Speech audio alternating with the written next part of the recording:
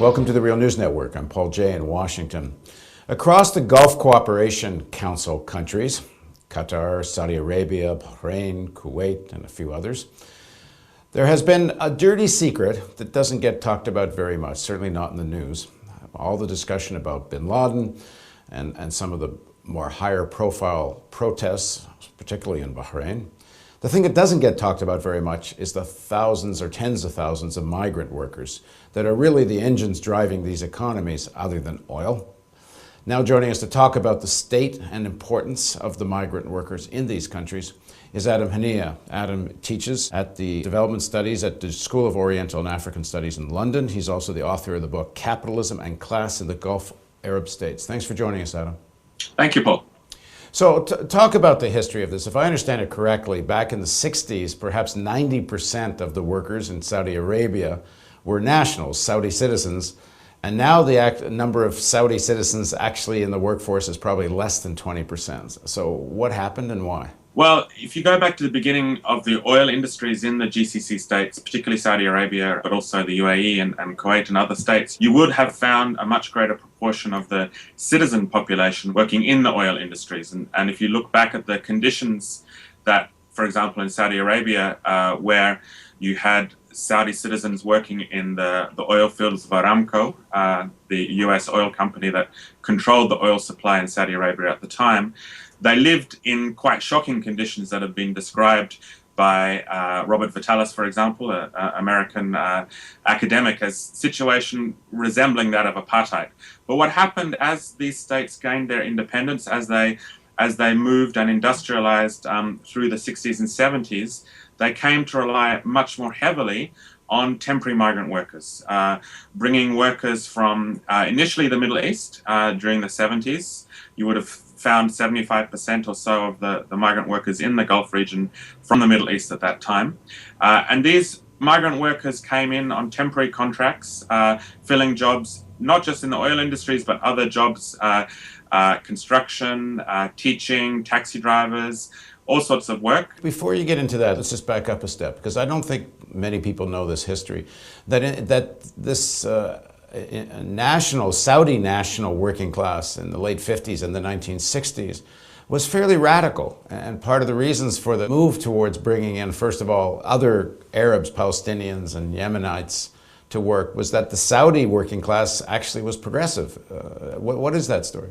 Well, there was certainly a range of strikes through the Saudi oil fields through the 50s and 60s, and radical and left-wing organizations formed that were opposed to Aramco, opposed to the Saudi monarchy, calling for greater control over the oil instead of it being controlled by an American firm. And there were strikes, there were demonstrations, and very heavy repression directed against these workers, both in collaboration with American and British advice on how to repress it. So these workers were protesting not just their conditions, but also the broader intervention of American and British and French presence in the Middle East. They were very much influenced by Nasserism and more radical forms of Arab nationalism and leftist thought during the time. So this decision to move to migrant workers as opposed to, and kind of diminish the role of the Saudi working class had a political character to it. So, but how do they achieve that? What, they partly buy off the Saudi working class as they bring in migrant workers? Is that what happened? Well, certainly what happened as these states moved through independence, particularly during the 1970s in the case of the other GCC states, they brought in temporary migrant workers, and the national population, those who had citizenship in the country, came to constitute a small minority of the overall population in these states. And these citizens were given jobs, mostly in the public sector, in government sectors. In some cases, they were given jobs little more than receiving a paycheck. There were large levels of illiteracy and these kinds of things. They also got other benefits from the state: housing, marriage dowries, free education, free health, all of these types of things, whereas the bulk of the work done in these societies was performed by these migrant workers who had very little rights and were very severely exploited and continue to be today. Now, in the next phase, Palestinians formed a big piece of this migrant workforce for a while. What happened there? Well, this was dressed up in many ways as a show of solidarity with Palestinians, particularly refugees in Lebanon, and there was a decision by the Saudi king to present or prescribe a certain proportion of the workforce that had to be Palestinian, and a recruiting agency from Aramco was sent and established in Lebanon to recruit Palestinian refugees to work in the Saudi oil field. So what happened were Palestinians, also Yemeni and other Arab workers came in, again, though, as temporary workers. They lacked any of the citizenship rights that were granted to Saudi nationals that received the types of benefits I spoke about. And what happened with the Palestinians? If I understand it, they eventually threw out most of the Palestinians thinking they were too radical.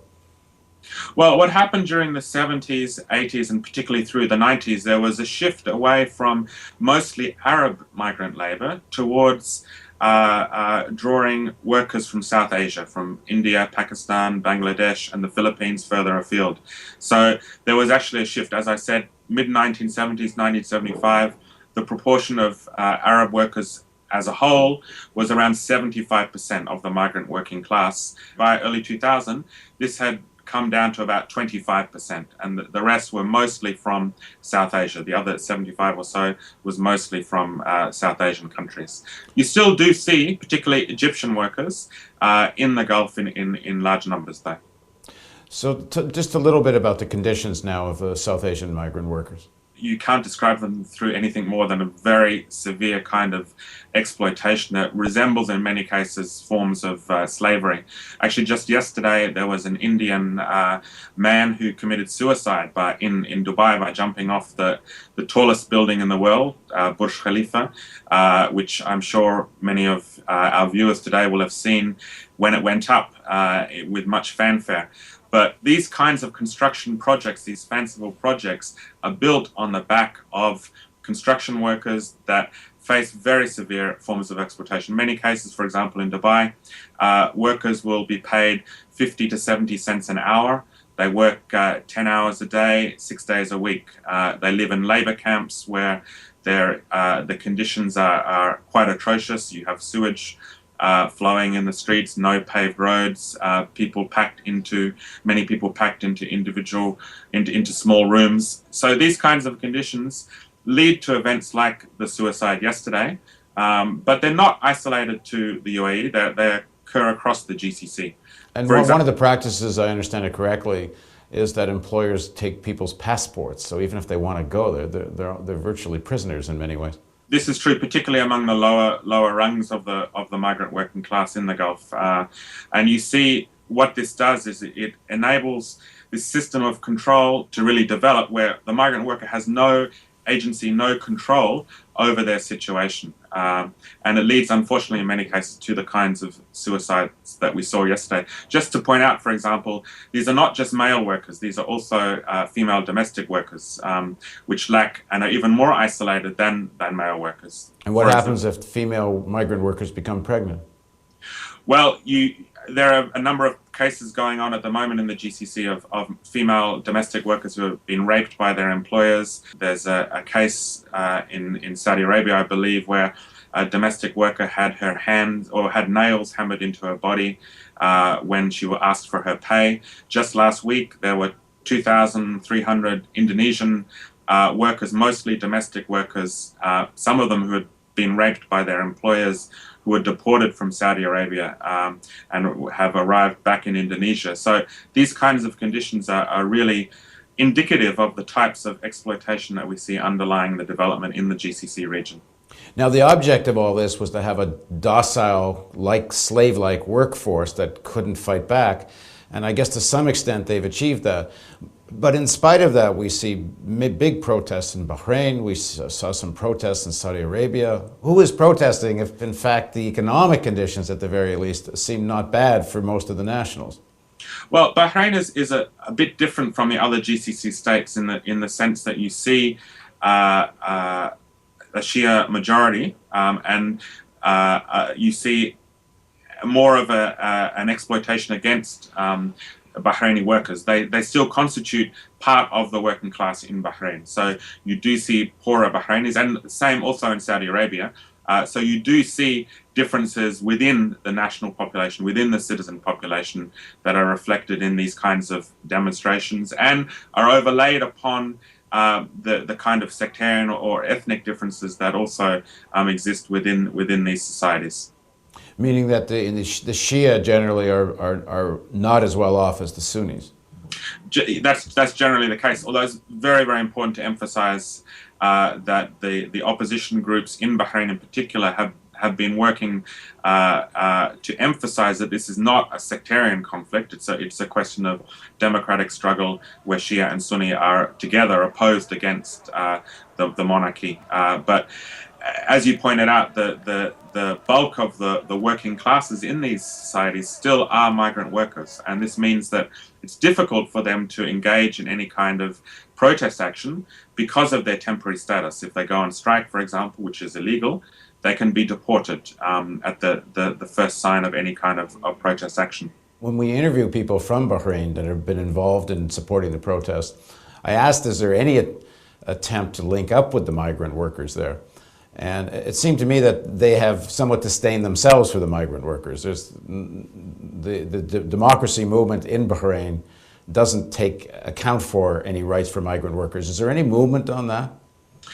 Well, one of the strategies of the ruling monarchy in Al Khalifa monarchy in Bahrain has been to nationalize, particularly Pakistani and other workers, often who work within the police forces or the security forces, in order to strengthen, if you like, the Sunni component of the society. So this is one of the reasons why you do see tensions between the citizen population and the migrant worker population within these countries. But we have to always remember that migrant workers are living in a very precarious situation. It's very difficult for them to join any kind of protest action because they lack any right to residency in the country as soon as they lose their jobs. This is a very, very important point to understand. If you lose your job, you're out of the country. Now, the current situation amongst the Bahrain resistance is mostly been greatly suppressed. People are still being arrested. They're doing house-to-house searches, we understand. They've gone to hospitals and arrested protesters in the hospitals. What do you think are the prospects for what may come next in Bahrain? Well, I think the legacy of these demonstrations is still to be seen. They certainly have not succeeded in quashing the desire of the people for some kind of democratic transformation. I know across the whole region, not just Bahrain, but across the rest of the GCC states, there are meetings, there are talking, there's op-eds, there are people speaking about the need for a fundamental transformation. And particularly if the revolutionary processes move forward in places such as Egypt and Tunisia in particular, it will have further roll-on effects, further impacts on these GCC states. And can you imagine a role for migrant workers in these movements, or is it simply, it's just too impossible for them? Well, I think there's two sides. I wouldn't at all want to give the impression that migrant workers are unable to be part of these kinds of struggles. But I think in order for that to happen, there has to be also, we have to see campaigns and movements that are transnational in effect. For example, in some of the sending countries, we do see attempts by migrant workers to organize. For example, in the Philippines, there's a very impressive organization, Migrante, that works around the rights of Filipino workers, particularly domestic workers in the GCC. And this does have an effect. So these kinds of transnational forms of organizing, I think, will continue to unfold and develop. The other side to this question, though, is what do Arab unions, what do the Arab working classes in other states do around these migrant workers? I think it's very important that the trade union movements, the worker movements that we see across the region in the Middle East need to link up and work very actively to defend the rights of these migrant workers. And unfortunately, this has not been something that has been given a priority or a high profile by many of the trade unions and left-wing organizations in the region to date. Thanks for joining us, Adam. Thank you, Paul. And thank you for joining us on the Real News Network.